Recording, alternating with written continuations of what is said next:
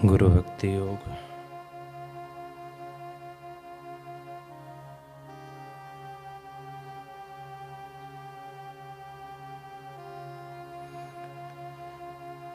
गुरु ही मार्ग है, जीवन है और आखिरी ध्येय। गुरु कृपा के बिना किसी को भी सर्वोत्तम सुख प्राप्त नहीं हो सकता। गुरु ही मोक्ष द्वार है और गुरु ही मूर्तिमंत कृपा है। गुरु ही इस पृथ्वी पर साक्षात ईश्वर हैं, सच्चे मित्र एवं विश्वास पात्र बंधु हैं।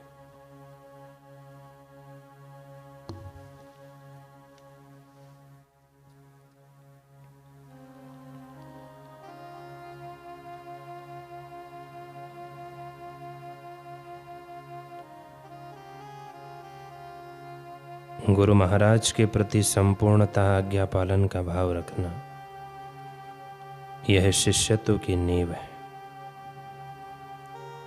गुरु से मिलने की उत्कट इच्छा और उनकी सेवा करने की तीव्र आकांक्षा मुमुक्षुत्व की निशानी है। ज्ञानी पुरुषों की पूजा पवित्रता, सरलता, ब्रह्मचर्य और अहिंसा शरीर का तप है।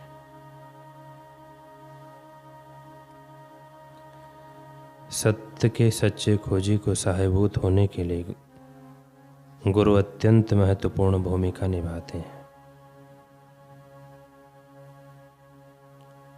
गुरु अपने शिष्य की देवी शक्तियों को जागृत करते हैं। अपने गुरु की इच्छा की शरण हो जाओ, उनको आत्मसमर्पण करो, तभी आपका उद्धार होगा।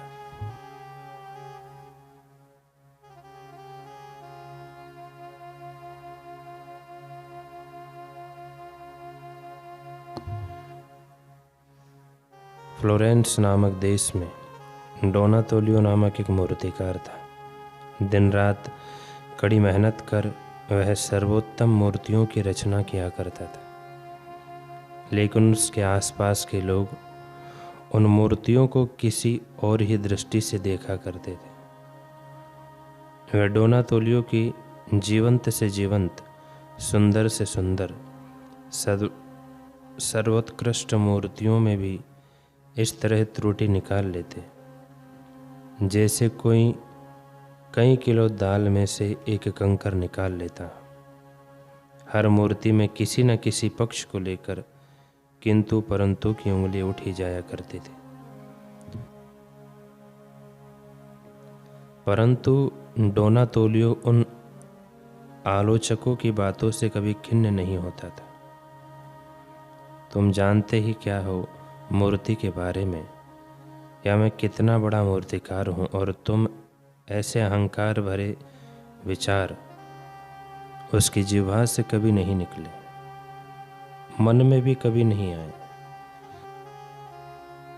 बल्कि वह तो उन सभी त्रुटियों पर गंभीरता से विचार करता, फिर एक एक कर उन खामियों को दूर करने में जुट जाता।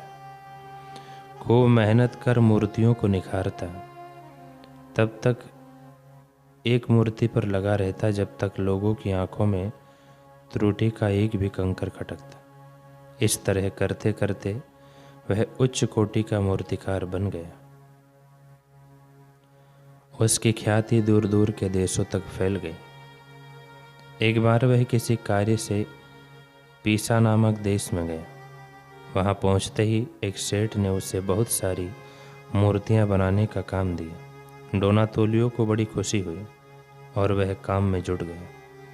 खूब मेहनत की और कुछ ही समय में सेठ का आंगन सर्वोत्तम मूर्तियों से भर दिया। अब देखते ही देखते सेठ का आंगन प्रशंसकों की भीड़ से भी भरना शुरू हो गया। दिन से लेकर रात तक लोगों का तांता लगा रहता। वे मूर्तियों को देखकर डोनातोलियो के प्रशंसा के पुल बांधते न थकते। वाह, क्या मूर्ति है! भगवान ने डोनातोलियो के हाथों में अजब कला दी है। कई दिनों तक डोनातोलियो दूर खड़ा रहकर यह सब देखता और सुनता रहता। एक दिन वह सेठ के करीब पहुंचा और आक्रोश भरे स्वर में बोला, यह लीजिए अपने पैसे। डोनातोलियो ने सारे पैसे वापस करते हुए कहा, मैं आपके लिए अब और काम नहीं कर सकता और मूर्तियां मैं अब नहीं बना सकता। सेठ ने कहा, परंतु क्यों? यहाँ तो हर ओर तुम्हारी ही प्रशंसा हो रही है, फिर क्यों तुम मूर्तियां नहीं बनाना चाहते? क्यों अपनी प्रतिभा को छुपाना चाहते हो? डोनातोलियो ने सहज भाव से कहा, क्योंकि यहाँ मेरी प्रतिभा का बिगड़ने का डर है, मेरे ठहर जाने का डर है। अभी तक मैं आलोचकों की भीड़ के बीच में रहा हूँ। मेरी कला उन्हीं की कृपा है। वे मेरी कला को निखारते थे, संवारते थे, एक सुंदर रूप प्रदान करते थे।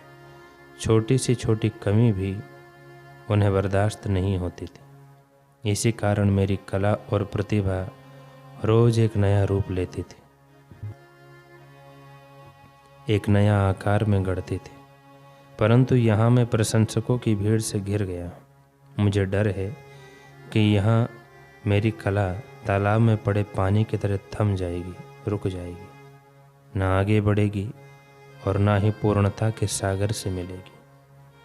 और कहीं अहंकार रूपी कीड़ा इस तालाब में पड़ गया, तब तो मेरी वर्षों की मेहनत बर्बाद हो जाएगी। मैं ये नहीं चाहता, इसलिए मैं आपका काम पूरा नहीं कर पाऊंगा। इतना कहकर डोनातोलियो वहाँ से निकल गया। इस जगत में भी, चाहे संसार हो या आश्रम, हमें अनेक प्रकार के भाई बंधु मिलते हैं। उनमें से बहुत से हमारे आलोचक होते हैं।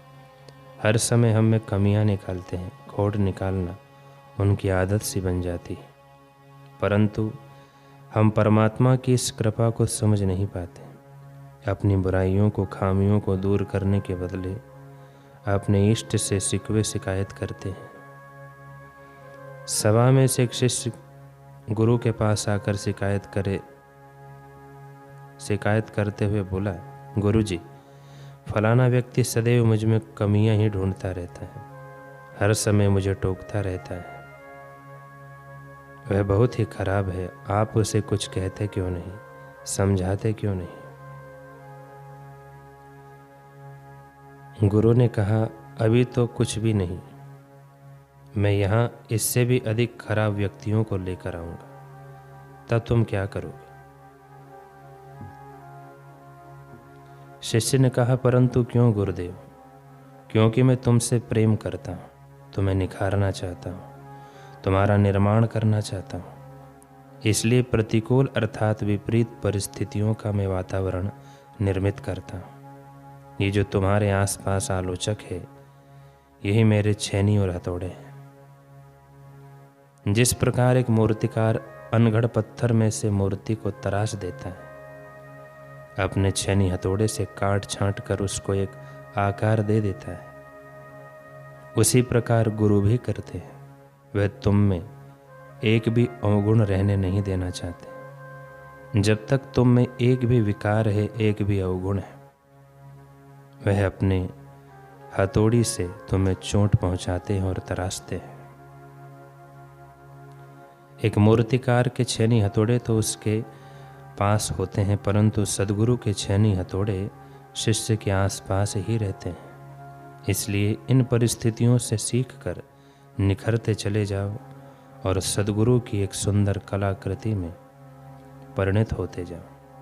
घबराकर गुरु का दामन अथवा गुरुद्वार छोड़ना नहीं चाहिए। डटे रहकर हर परिस्थिति में गुरु की कृपा का ही अनुभव करना चाहिए।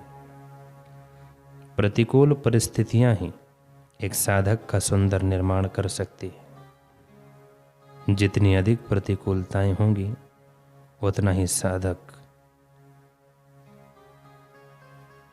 उतना ही अधिक साधक का सुंदर और संपूर्ण निर्माण होगा।